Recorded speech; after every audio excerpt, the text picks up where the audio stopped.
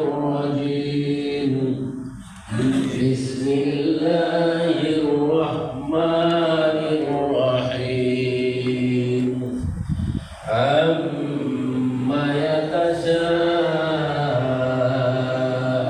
يتساءلون عن النبأ العظيم الذي هم فيه مختلفون كلا سيعلمون ثم كلا سيعلمون ألم نجعل الأرض مهادا والجبال أوتادا وخلقناكم أزواجا وجعلنا نومكم سباتا وجعلنا الليل لباسا وجعلنا النهار معاشا وبنينا فوقكم سبعا شدادا وجعلنا سراجا وهاجا وأنزلنا من المعصرات ماء ثجاجا لنخرج به حبا ونباتا وجنات ألفافا إن يوم الفصل كان ميقاتا يوم ينفخ في الصور فتأتون أفواجا وفتحت السماء فكانت أبوابا وسيرت الجبال فكانت سرابا إن جهنم كانت مرصادا للطاغين مآبا لابثين فيها أحقابا لا يذوقون فيها بردا ولا شرابا إلا حميما وغساقا جزاء وفاقا إنهم كانوا لا يرجون حسابا وكذبوا بآياتنا كذابا وكل شيء أحصيناه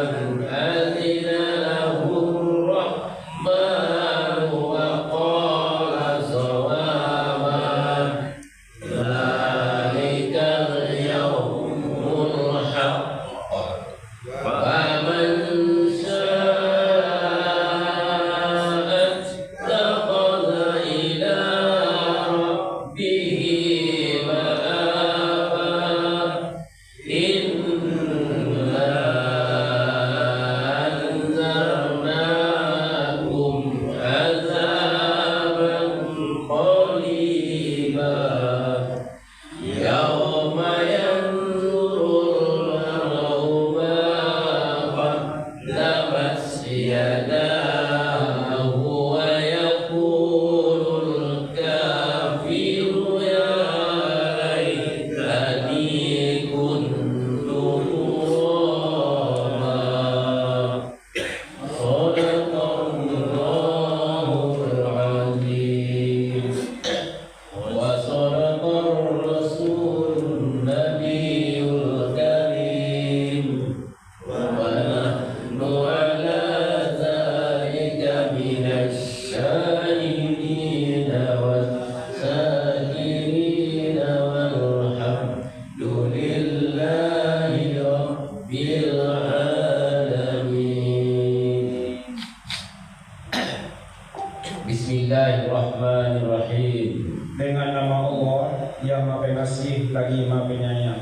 Amma yatasaalu Tentang apakah mereka saling bertanya-tanya anin nabail azim tentang berita yang besar hari berbangkit allazi hum fihi mukhtalifun yang dalam hal itu mereka berselisih.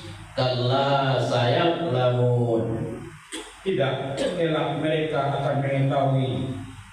summa kalla sayaqlamun Sekali lagi tidak, elak mereka akan mengetahui. alam naj'alil arda mihada Bukankah kami telah menjadikan bumi sebagai wal jibala autada dan gunung-gunung sebagai sasak, wa khalaqnakum azwaja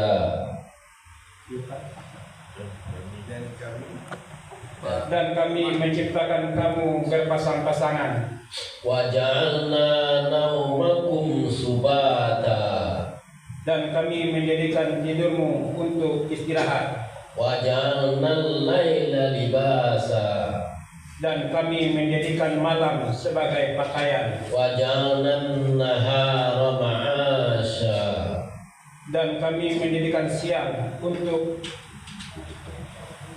mencari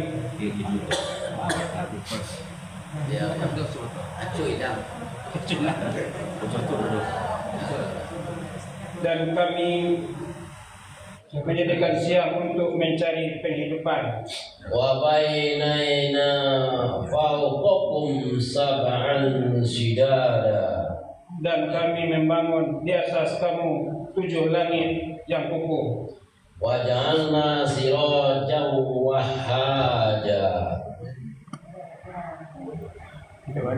dan kami turunkan kami jadikan dan kami menjadikan pelita yang terang benderang atau matahari, wa anzalna minal muqsirati ma'an sajjaja dan kami turunkan dari awan air hujan yang tercurah dengan lebatnya, linukhrijadihi habban wa nabata untuk kami tumbuhkan dengan air itu biji-bijian dan tanam-tanaman, wa jannatin alfafa dan kebun-kebun yang rindang. inna yawmal fasli kana miqata Sungguh hari keputusan adalah suatu waktu yang telah ditetapkan. yauma yunfaku fis suri fatatuna afwaja Yaitu pada hari ketika sangkakala ditiup, lalu kamu datang berbondong-bondong. wa futihatis sama'u fakanat abwaba Dan langit pun dibukalah, maka terdapatlah beberapa pintu. wa suyiratil jibalu fakanat saraba Dan gunung-gunung pun dijalankan sehingga menjadi fata morgana. inna jahannama kanat mirsada Sungguh neraka jahanam itu sebagai tempat mengintai bagi penjaga yang mengawasi isi neraka. Lit-taghina ma'aba, menjadi tempat kembali bagi orang-orang yang melampaui batas. labisina fiha ahqaba, Mereka tinggal di sana dalam masa yang lama. la yazuquna fiha bardaw wala syaraba, Mereka tidak merasakan kesejukan di dalamnya dan tidak pula mendapat minuman. illa hamiman wa wassaqa, Selain air yang mendidih dan nanah, jazaa'u wifaqa, sebagai pembalasan yang setimpal. innahum kanu la yarjuna hisaba, Sesungguhnya dahulu mereka tidak pernah mengharapkan perhitungan. wa kazzabu bi ayatina kizzaba, Dan mereka benar-benar mendustakan ayat-ayat kami. wa kulla syai'in ahsaynahu kitaba, Dan segala sesuatu telah kami catat dalam suatu kitab, bukan catatan amalan manusia. fadzuqu falan nazidakum illa azaba, Maka karena itu rasakanlah, maka tidak ada yang akan kami tambahkan kepadamu selain azab. innalil muttaqina mafaza, Sungguh orang-orang yang bertakwa mendapat kemenangan, hadaiqa wa a'naba, yaitu kebun-kebun dan buah anggur, wa kawaiba atsraba, gadis-gadis remaja yang sebaya, wa ka'san dihaqa, dan gelas-gelas yang penuh berisi minuman. la yasma'una fiha lagwaw wa la kizzaba, Di sana mereka tidak mendengar percakapan yang sia-sia maupun perkataan yang dusta. jazaa'an min rabbika ata'an hisaba, Sebagai balasan dan pemberian yang cukup banyak dari Tuhanmu. Rabbis samawati wal ard wa ma bainahuma rahman la yamlikuna minhu khitaba, Tuhan yang memelihara langit dan bumi dan apa yang ada di antara keduanya, yang Maha Pengasih, mereka tidak mampu membicarakan dengan Dia. yauma yaqumur ruhu wal malaikatu saffa, la yatakallamuna illa man azina lahu rahmanu wa qala shawaba.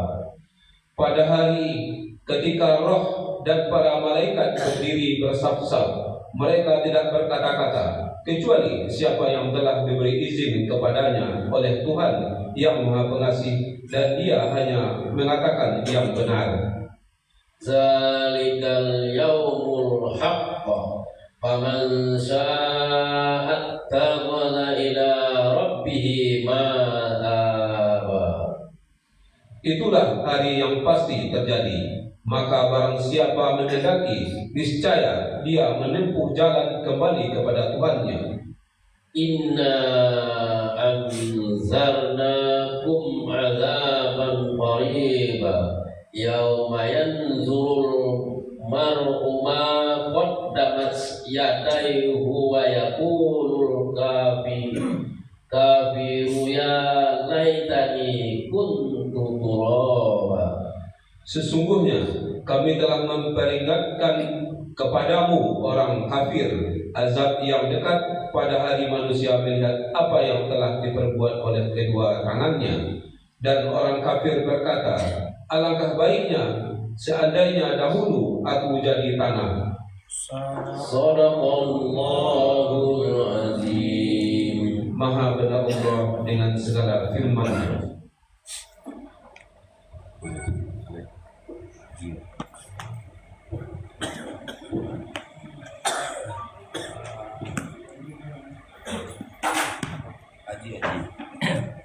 Waduh, kita ulang lagi bacaan dan bacaan haji dan umrah. Bismillahirrahmanirrahim. Bacaan talbiyah. Labbaik Allahumma labbaik.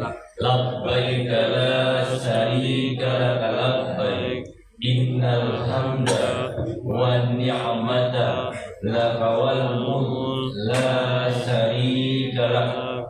Ketika kita menaiki bukit Safa dan Marwah, inna Safa wal Marwata min sya'airillah faman hajjal baita aw i'tamar fala junaha alaihi ayyat tawwafa bima wa man tatawwa'a khaira fa innallaha syakirun alim. Ketika kita melintasi di Vilar Hijau, Rabbighfir warham wa'fu wa takarram wa tajawaz amma ta'lam innaka ta'lam ma la na'lam innaka antallahul a'azul akram. Terima kasih. Ini untuk melancarkan kita bagi jemaah kita. Mana tahu ada yang untuk haji. Nah, mudah-mudahan ini diulang-ulang lagi biar supaya lebih afdalnya haji kita. Amin ya rabbal alamin.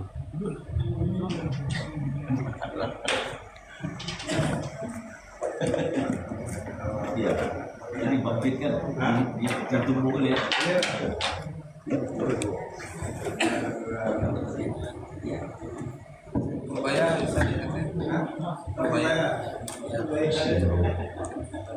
Pengalaman selama pergi guys.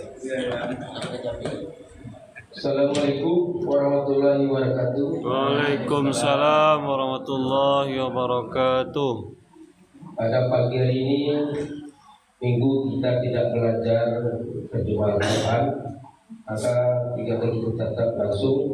Hari ini akan diisi oleh Ustazah dari Jogja. Oh, tantang. Jadi kita datang tamu dari Jogja pada pagi hari ini untuk mengganti acara belajar terjemahan Al-Quran. Kita belajar di tanggal 5 April karena ustaznya hari ini hadir, pada karena besok akan di sekolah. Selamat salam disampaikan kepada kita Nabi Muhammad sallallahu alaihi wasallam.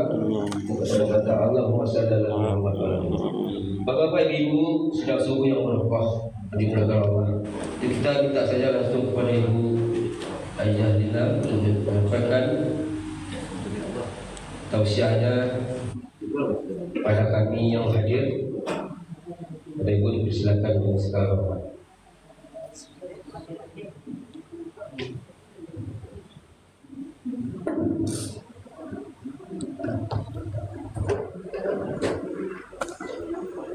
Bismillahirrahmanirrahim.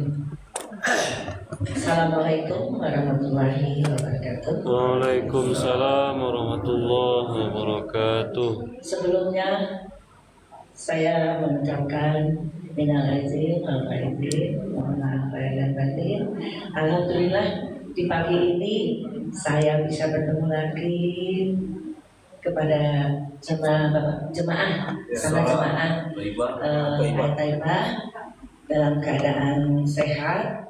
Alhamdulillah dengan wajah yang berseri-seri dari pulang kampung masing-masing ya Ibu. Kami sudah di Jogja sejak hari Kamis, tapi bisa masuk ke musola kita ini hari Jumat, dan kami melihat masjid cukup sepi karena mungkin ibu masih bersilaturahmi, berlebaran dengan keluarga masing-masing. Alhamdulillah hari ini sudah ramai kembali dan dengan tumbuh semangat baru. Dengan adanya kita dengan adanya Idul Fitri ini, insya Allah kita tumbuh lebih seperti bayi yang lahir yang sudah pernah kita sering dengar. Dengan ada Idul Fitri ini, semoga kita benar-benar menjadi bayi yang baru lahir kembali. Amin. Maaf Ibu, di posisi sekarang ini saya sepertinya bingung karena saya kayak ada kok saya yang dipanggil, sementara saya itu cuma belajar bersama. Tidak lebih dari ibu, mesti kurang dari ibu, tapi nggak apa-apa. Kita cuma di sini penekanan aja. Jadi setiap pengajian itu kita cuma jangan sampai baca ayat, setelah itu kita baca arti, setelah itu kita pulang. Ada nggak poin-poin, titik-titik yang perlu kita bawa pulang? Jadi setiap bacaan tadi kita ambil titik-titik yang kita bisa bawa pulang dan kita bisa terapkan dalam kehidupan kita sehari-hari. Insya Allah dalam hikmah dari Idul Fitri kita kan bersih ya. Dan kita sudah menjalani puasa sudah 1 bulan, bukan 1 bulan ini. Kalau umur kita dihitung sudah berapa, berarti berkali-kali kita melakukan puasa Ramadan, berkali-kali kita lahir lagi, insya Allah lahir lagi kita, lahir lagi sampai berumur kita ini. Mungkin yang 60 sudah mulai puasa kan umur 7 tahun insya Allah ya. Nah itu udah bertahun-tahun. Tapi hikmahnya ada nggak di hati kita? Ada nggak kecantum di badan kita dalam kehidupan sehari-hari? Karena kehidupan sehari-hari itu memang godaan juga. Tapi alhamdulillah kita diberi kesempatan lagi untuk memperbaiki lagi. Yang mana kita tahu banyak saudara, banyak teman atau banyak sahabat yang sudah tidak hadir di hari ini lagi, sudah tidak ikut bergabung di hari ini lagi. Di bulan puasa ini sudah tidak mengikuti lagi dalam keadaan sehat. Ternyata Allah memanggil dalam keadaan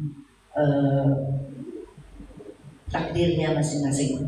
Ada yang sakit, ada yang kecelakaan, ada yang tidur saja, ada juga yang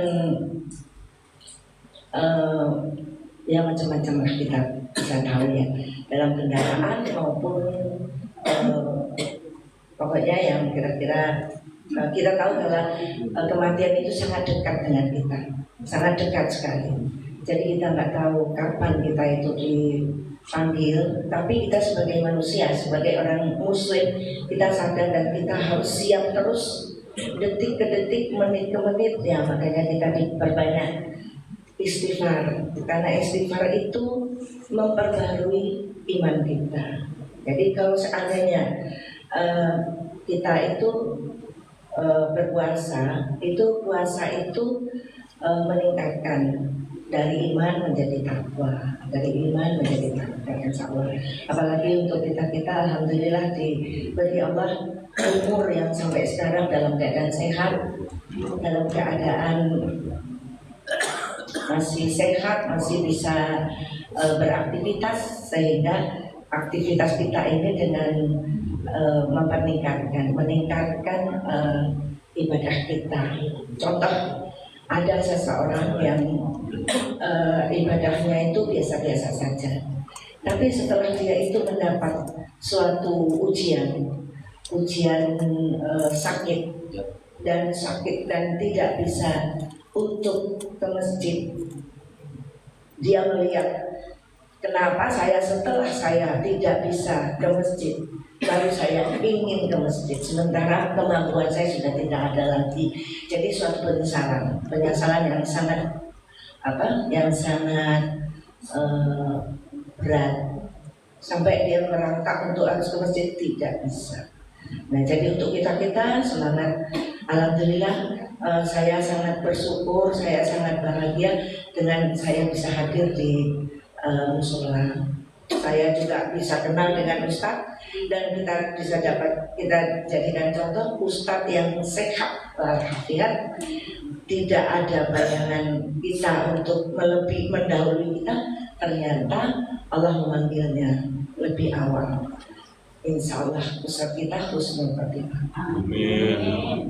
Untuk sedikit mengingatkan aja, dalam berpuasa kita dilatih sabar. Sabar itu berat. Mungkin pernah saya mendengar, insya Allah tidak salah, Karena yang paling berat itu melawan diri kita sendiri. Melawan diri kita sendiri, hawa nafsu kita itu yang paling berat kita lawan. Nah, misalnya kita itu misalnya nih, kita pernah dengar setan itu diikat waktu bulan puasa, semua setan diikat, anak cucunya diikat semua. Tapi kenapa juga ada orang yang masih bermaksiat, masih juga orang berbuat dosa. Sampai-sampai pernah saya ketemu orang Kristen, Bu, kenapa sih orang Kristen kok, orang Islam kok masih saja minum-minuman di bulan puasa juga ada, yang tidak berpuasa juga banyak. Tapi saya pernah dengar loh Bu, kalau orang Islam itu katanya bulan puasa itu setannya diikat. Mungkin dia juga pernah mendengar tentang Islam sedikit-sedikit. Jawab saya keliru atau ini saya cuma menjawab. Kalau setan memang diikat, tapi manusia itu punya hawa dan nafsu kalau orang ini. Jadi nafsunya yang nggak bisa dia lawan, sehingga masih bisa ya berbuat seperti itu. Terus yang kedua ada pertanyaan lagi, Bu, katanya orang Kristen itu semua masuk neraka, orang Islam itu semua masuk surga, pertanyaannya. Jadi saya menjawabnya begini, kalau orang Islam, kalau orang Kristen, kalau kamu mau mendengar kalau kamu mau tentang Al-Quran, kamu akan tahu kalau orang kafir itu tidak ada pengadilannya, tidak ada pertanggungjawabannya. Jadi kamu langsung masuk ke neraka. Terus bagaimana kalau Islam, Bu? Kalau Islam juga ada masuk neraka, tidak jaminan dalam arti harus langsung masuk surga, enggak. Ada pengadilannya, sehingga dia yang masuk neraka juga banyak, tapi ujung-ujungnya pasti masuk surga. Terus dia menjawab, berarti Tuhan itu tidak adil ya Bu? Adil bagaimana? Karena begini, saya sebagai orang Kristen, saya tidak pernah melakukan kejahatan, saya tidak pernah melakukan keburukan-keburukan. Kenapa saya tidak diadili? Saya harusnya kan masuk juga saya ke surga. Jadi dia tidak tahu kalau Kristen itu berbuat baik pun bagi Allah tidak ada artinya. Jadi alhamdulillah kita dilahirkan dari ibu-ibu orang tua kita yang Muslim. Jadi kita bisa baca Al-Quran, kita punya pedoman yang sangat yang dapat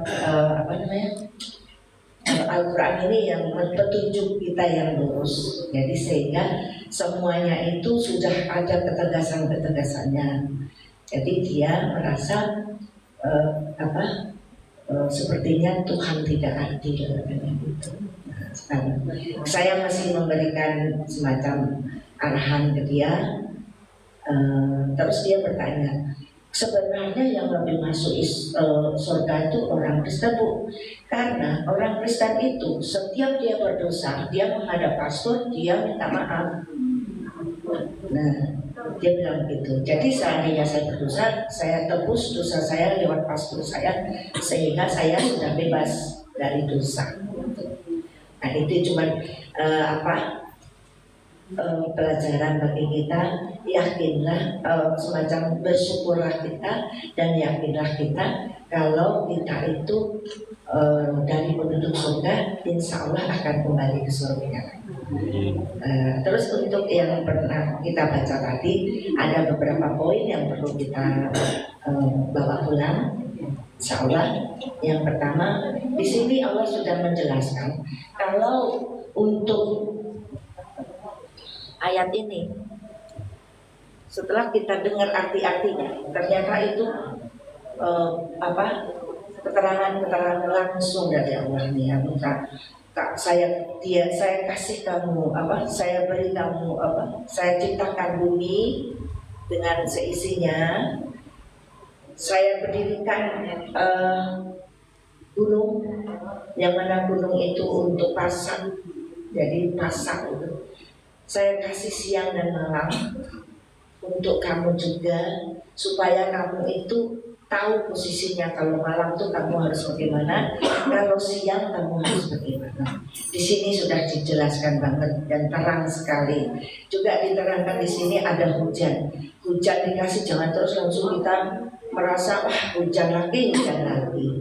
Padahal hujan itu mungkin menurut kita karena kita tanahnya sudah subur, atau mungkin air kita banyak, merasa kita sudah cukup, tanpa hujan ini kita sudah enak gitu. Tapi di sini kan bukan kita aja, banyak yang lain yang Allah lebih tahu. Hujan itu butuh untuk kehidupan. Terus yang kedua ada siang dan malam. Malam itu ngapain? Banyak juga kita lihat ini ya, mungkin untuk kita sudah banyak. Banyak juga malam itu lebih hidup daripada. Jadi kalau saya di Jogja, kalau kita keluar malam itu benar-benar malam itu sangat ramai dan hidup sekali. Jadi banyak banget anak-anak berkumpul-kumpul, bersenang-senang dengan teman-temannya. Sementara untuk padahal sudah ditentukan kamu suruh istirahat, tapi dia tidak paham juga, mungkin belum paham. Kita semoga aja itu butuh waktu ya. Terus ada lagi semacam pakaian. Nah, kita malam sebagai pakaian. Nah, kita paham pakaian itu kan baju. Sebenarnya itu pakaian maksud Allah itu diberi kegelapan, sehingga dengan gelap itu kita bisa dengan gelap itu menutupi. Jadi orang yang ini tertutup lah. Terus untuk yang perlu kita tekankan aja di sini, insya Allah kita diberi bayangan sama Allah. Kalau kamu berbuat baik apapun amal solehmu tidak akan terlewati. Semua dihitung walaupun sebesar biji sarah. Nah, di sini kita tahu, kita semua semua di jemaah ini tujuan kita satu. Kita ingin ketemu Allah. Kita ingin husnul khotimah. Kita ingin surganya Allah. Ya kan? Nah, di sini ada beberapa yang sangat perlu kita tanamkan di hati kita. Allah itu tidak suka dengan orang yang sombong. Karena sombong itu sebenarnya menurut saya sombong itu sangat tipis dengan ini ya.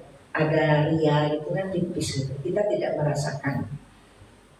Di sini Al-Quran sudah dijelaskan Allah tidak suka dengan orang yang sombong.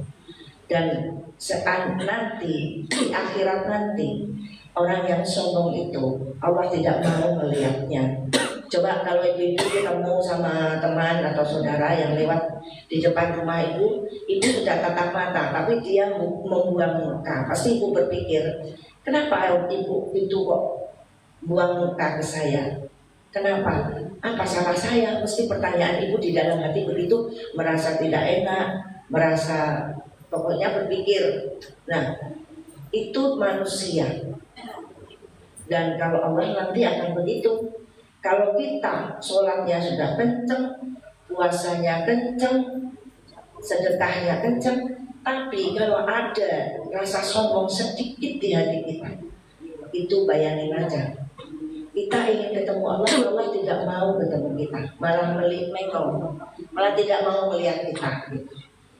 Nah, dan sekarang kita mengukur diri kita, sombong itu juga saya sendiri kadang-kadang baju saya bagus ini, merasa, tapi sebenarnya itu manusiawi, tapi kita tetap kontrol diri. Dan kita tahu juga akibatnya kesombongan kita. Karena sombongan itu tuh kita naik ke atas, di atas ada lagi, naik ke atas ada lagi yang lebih tinggi dari kita. Jadi kayaknya mubazir, capek aja kita dengan kesombongan itu. Dan sementara sombongan itu kita tahu kalau akibatnya di akhirat nanti sangat mengecewakan. Terus yang kedua tentang sedekah. Di sini di puasa kita sudah dididik. Nanti sampai jam berapa ini takutnya keenaan saya ngomong. Nah, di sini kita selama berpuasa kita kan sudah dididik digembleng. Yang pertama sabar. Sabarnya contoh aja, udah waktunya 5 menit aja kita mau makan, sementara makanan di depan seger-seger, minumannya seger-seger, enak-enak semua. Kenapa kita masih menunggu 5 menitnya? Itu latihan sabar. Sehingga kita kalau seandainya kita nggak sabar, ngapain juga deh saya udah puasa dari tadi 5 menit nggak apa-apa, saya minum aja. Tapi ini penekanan diri sendiri. Tunggu dulu, bentar, anak-anak pun kita tahan. Itu kan latihan sabar yang jelas banget kita rasakan. Yang kedua, dengan berpuasa ini kita kan dilatih untuk banyak sedekah. Nah, sedekah ini kita tahu Allah tidak menunggu sedekah itu tunggu kita kaya. Allah itu maha kaya, nggak minta. Tapi Allah cuma butuh berbagilah kamu. Sebenarnya rezekinya sudah ada satu-satu. Makanya Allah memberi ada orang miskin, ada yang keseimbangan. Ada orang miskin, ada orang kaya, ada malam, ada siang, ada panas, ada dingin, semua ada pasangannya. Itu maksud Allah keseimbangan. Jadi kalau nanti suatu saat, ini sekarang sudah kita rasakan. Kita mau bersedekah, itu pun tidak semua orang mau terima sedekah kita. Kita bingung. Dulu waktu saya kecil, kalau tetangga saya punya makanan, mungkin makanannya itu bagi dia sudah nggak kemakan, tapi masih bagus. Tapi setelah itu sisa mungkin sayur atau apa udah di dengan baik, sisanya itu diolah sampai tidak bukan basi. Tapi kita mau kasihkan ke siapa ya? Tidak ada yang mau menerima lagi karena semua orang itu sudah Tapi waktu saya kecil dulu dikasih apa aja sama orang enak dikasih apa enak. Sekarang memberikan sesuatu ke orang tuh bingung. Jangan-jangan orang ini merasa terhina kalau saya beri. Jadi kalau memberi kemarin itu memberi zakat aja kita bingung. Kita tahu dia orang nggak mampu, tapi kalau kita memberi takutnya dia tersinggung. Sampai saya tanya sama Ustadz saya, Ustadz saya ingin memberikan zakat, katanya ke orang yang nggak mampu. Tapi kalau saya berikan ke dia, takutnya dia tersinggung, merasa dia dianggap tidak mampu sama saya. Ustadz saya jawab begini, Bu, kalau memberi zakat cukup di dalam hati saja dan dia dikasihkan. Jadi jangan sampai ini zakat saya ya. Kata-kata kayak itu belum tentu dia suka terima dengan kata-kata kita. Jadi kalau memberi beri aja. Bu, ini rezeki ya. Oh terima kasih. Dalam hati kita mengharap kalau dia berhak terima zakat kita. Jadi tidak perlu kita kita kasih tahu kalau ini zakat karena itu belum tentu dia suka. Terus yang kedua, masalah sedekah. Sedekah itu saya pernah dengar, mungkin ya kalau yang udah pernah dengar atau mungkin ini, kalau kita bersedekah, coba ibu rasakan sedekah yang kita berikan dihalangi rasanya perasaan, wah saya ragu-ragu mau ngasihkan karena saya bentar aja. Nah jadi dengan tentang kayak gini sebenarnya tidak bagus. Saya pernah mengalami sendiri, mungkin bagi kemarin ada yang saya uraikan. Jadi sedekah ini disegerakan. Contohnya saya mau pergi ke pasar. Sampai itu saya ingat di sebelah saya di jalan ada orang bergeletak bapak-bapak udah tua. Setelah itu saya melihat, tapi saya ke pasar dulu. Nanti pulang dari pasar akan saya berikan, insya Allah makanan gitu ya. Setelah itu saya udah sibuk dengan belanja, lupa saya yang niat saya tadi untuk membelikan makanan. Sampai saya jalan balik pulang, ketemu saya sama bapak itu lagi. Saya ketemu, saya berpikir dalam hati, saya tidak jadi belikan bapak itu makanan.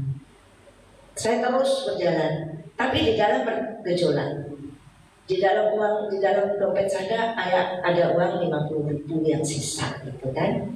Terus saya, kalau tadi nasi saya beli 15.000 cukup. Ngapain juga ini sekarang, karena saya lupa, sajalah saya gitu. Sampai di perjalanan kurang lebih 100 meter dari rumah saya, hati saya bergejolak. Ada di sini nggak enak. Ada perkataan, ngapain uang 50 kamu bawa? Itu ada di sini. Uang 50 sampai di rumah udah hancur, kamu tidak tahu apa-apa lagi. Paling diminta anakmu, diminta beli lombok, beli apa, atau mungkin gas habis, itu habis. Setelah itu saya berhenti, saya balik lagi. Saya kencengin motor saya kejar orang itu. Uang 50 mau saya kasihkan, ternyata orangnya sudah pergi, sudah tidak ada. Jadi itu lama hilang bagi saya. Baru saya sadar, sedekah itu tidak perlu ditawar-tawar, tidak perlu diukur-ukur, tidak perlu ditunda-tunda. Jadi ini pelajaran untuk kita aja. Jadi sehingga dengan di situ saya merasa sedekah itu tidak harus yang kecil, tidak harus yang besar. Di waktu kesempatan itu apa yang ada di kita, itulah yang kita kasihkan. Benar-benar itu. Dan saya pernah mendengar kalau kita mau bersedekah, kita dihalangi 50 setan. Setan itu berdiri di kita semua, menghadap. Ya itu contohnya. Gak usahlah, nanti bisa untuk ini. Gak usahlah, kebesaran.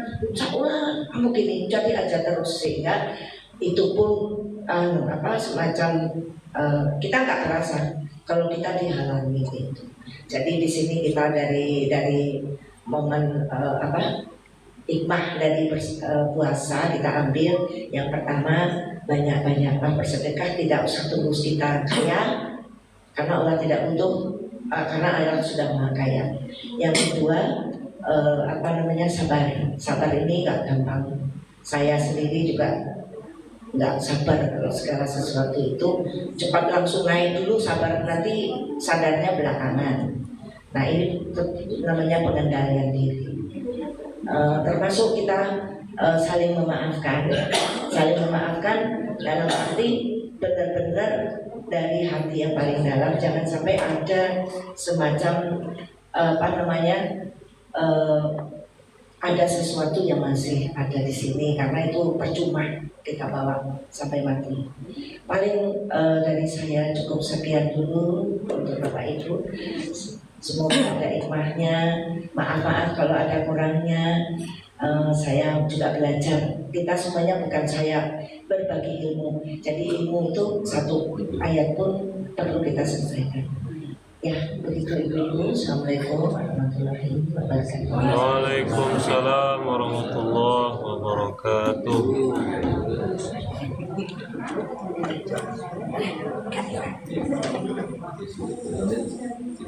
Bapak Ibu, demikian tadi tausiah berbagi ilmu dari Nur Halini dari Jogja.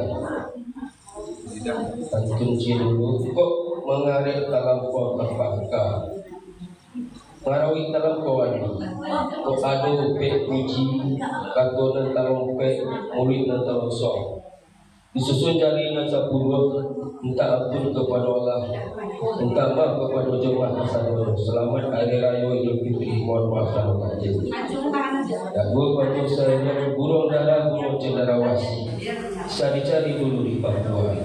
Cukup sekian, terima kasih. Semoga bermanfaat buat semua. Assalamualaikum warahmatullahi wabarakatuh. Waalaikumsalam warahmatullahi wabarakatuh.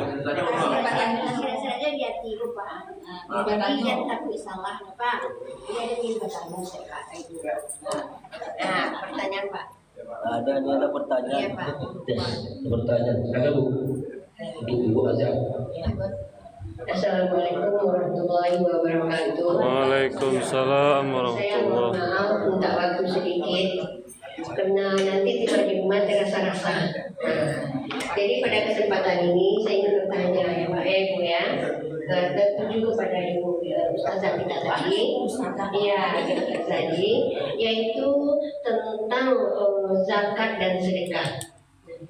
Saya pernah mendengar bahwa kalau kita ingin memberikan zakat kepada seseorang itu ada ijab kabulnya. Nah gitu. Jadi tadi aku mengatakan kalau kita ingin berzakat tidak usah dibilang gitu, tidak usah disebutkan, Tapi ada saya mendengar harus ada ijab kabul.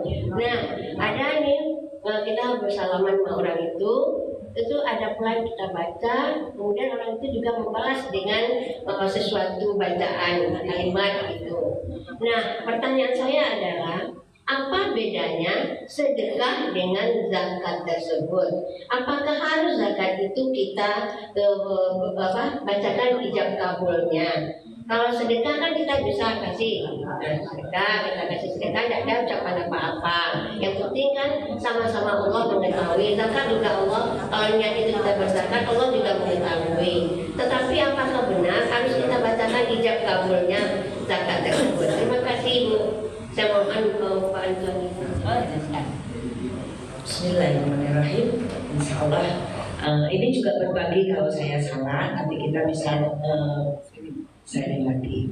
Jadi masalah sedekah dengan zakat ini pun, kalau zakat kan sudah ada penentuannya dengan jumlah yang kita. Kalau sedekah kan seikhlasnya, tidak perlu banyak, yang penting rutin. Jadi kalau subuhan ini, insya Allah kita tahu sedekah subuh ini kan banyak pahalanya. Jadi kita datang ke masjid bawa sekalian bawa sedekah. Kalau masalah zakat, saya pernah kemarin saya memang bertanya sama ustaz saya untuk masalah zakat ini.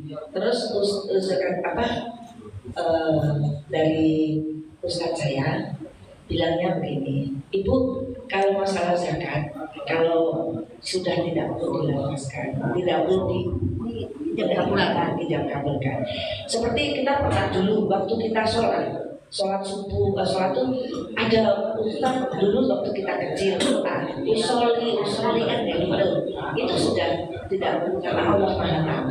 Kita berdiri di masjid sudah berangkat, sudah mau subuhan, tidak perlu diomongkan, dia lagi langsung. Dan termasuk zakat itu Allah yang tahu. Karena kita memberi ke siapa itu sudah Allah Maha Tahu. Allah saya mau memberikan zakat kepada ini. Nafas kita langsung ke Allah. Dan nanti Allah langsung itu menerima. Tapi kalau kita untuk zaman sekarang, kalau zakat itu kita kasihkan ke orang, ini zakat saya ya, dia belum tentu senang. Karena apa? Karena dia merasa bahwa kalau gitu padahal gaya aku udah bagus, dia gaya di luar, sementara anak-anaknya kita bisa lihat dengan mata kepala kita sendiri ekonomi, tapi dia merasa kalau dikasih merasa orang sekarang tuh nggak mau dibilang dia nggak mampu, jadi dia merasa mampu. Jadi itu cuma mengantisipasi supaya tidak ada rasa-rasa lagi. Jadi lebih amannya kalau mau zakat, mending kalau misalnya titipkan ke masjid.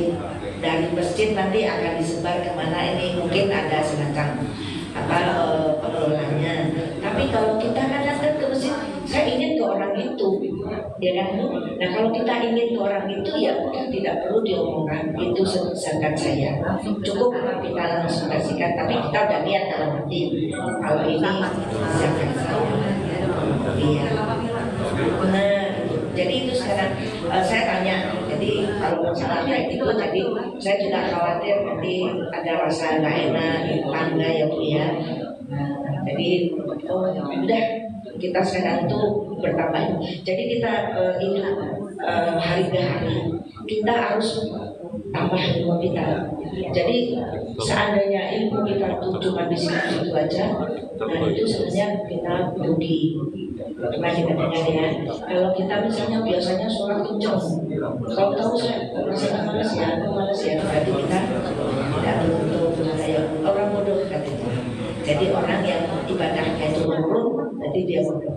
Kalau dia menikah, dia pintar.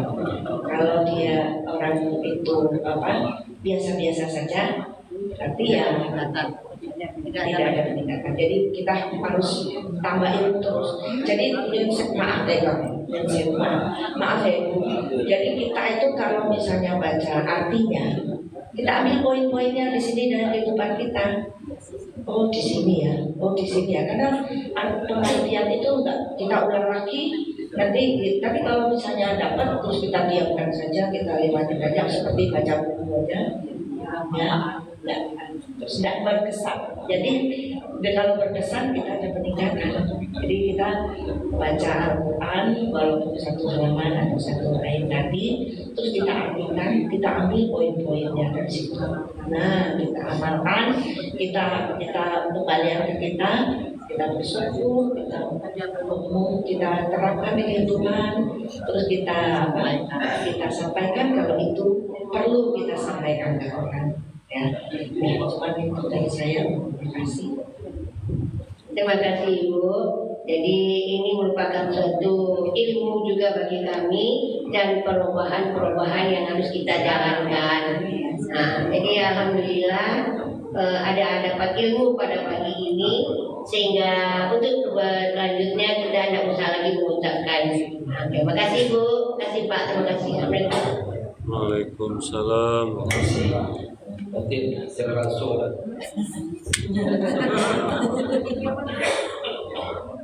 Langsung nih Bu, sampai ke luar negeri. Nanti dikirim sama.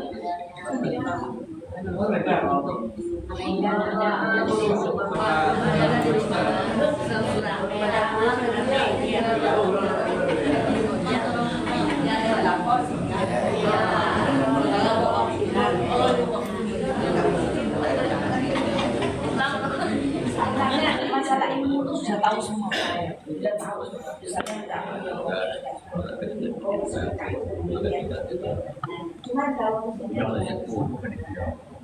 Ya, arahan step, Pak. Arahan step.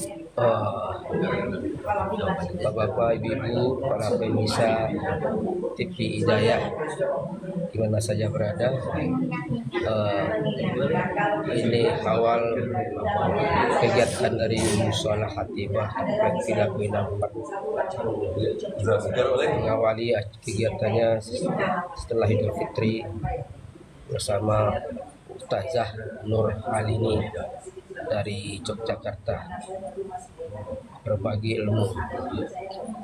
Dan insya Allah kegiatan selanjutnya akan diadakan hari Jumat subuh barokah, sujud berbaris, dan hari Minggu tanggal 5 akan diadakan acara kegiatan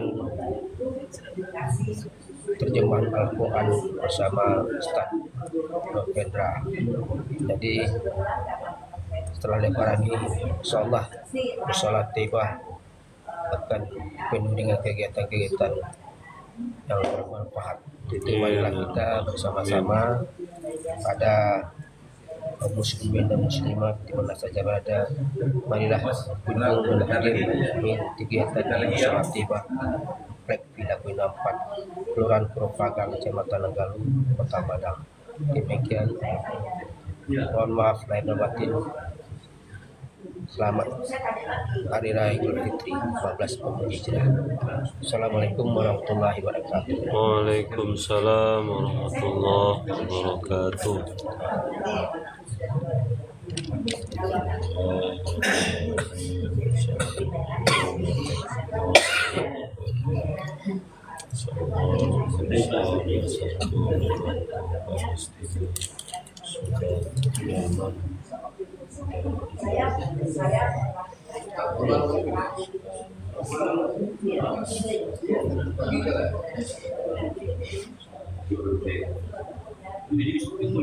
Bapak Ibu, insya Allah nanti maghrib kita akan mengetes, menguji menggaring atau imam kita nanti maghrib. Jadi kita akan berkadir ibu bapak. Mari kita dengarkan suaranya apakah layak kita terima untuk di musala tiba? Ahmad Effendi Pasaribu, mahasiswa Saifik semester 2. Nah, nanti malam kita lihat bersama-sama pabrik apakah bisa dia untuk musala kita. Jadi yang masuk baru 1 orang.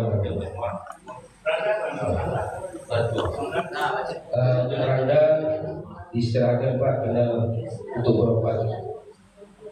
Dia sakit. Ayah dikeluarkan. Dikeluarin enggak? Semua suruh rupiah.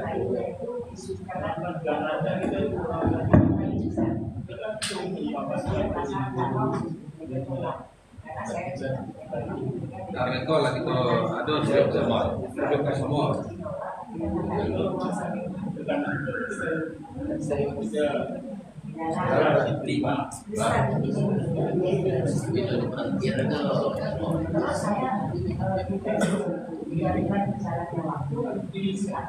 Seorang. Jika tu wajib, nanti kita datang.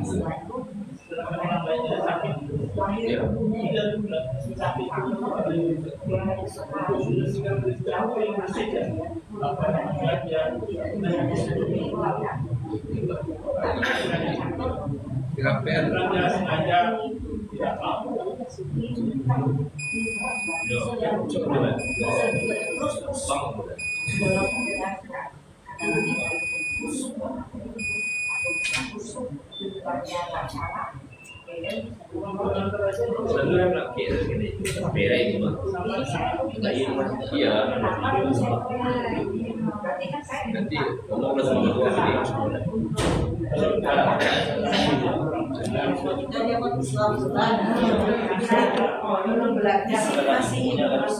Alhamdulillahirrabbilalamin. Assalamualaikum warahmatullahi wabarakatuh. Insyaallah umat Islam bersatu membantu Palestina, Sudan, Yaman, dan Iran. Insyaallah umat Islam bersatu melawan pasukan Zionis Israel. Amin ya rabbal alamin. Rabbana atina fid dunya hasanah wa fil akhirati hasanah wa qina azabannar. Walhamdulillahi rabbil alamin. Assalamualaikum warahmatullahi wabarakatuh.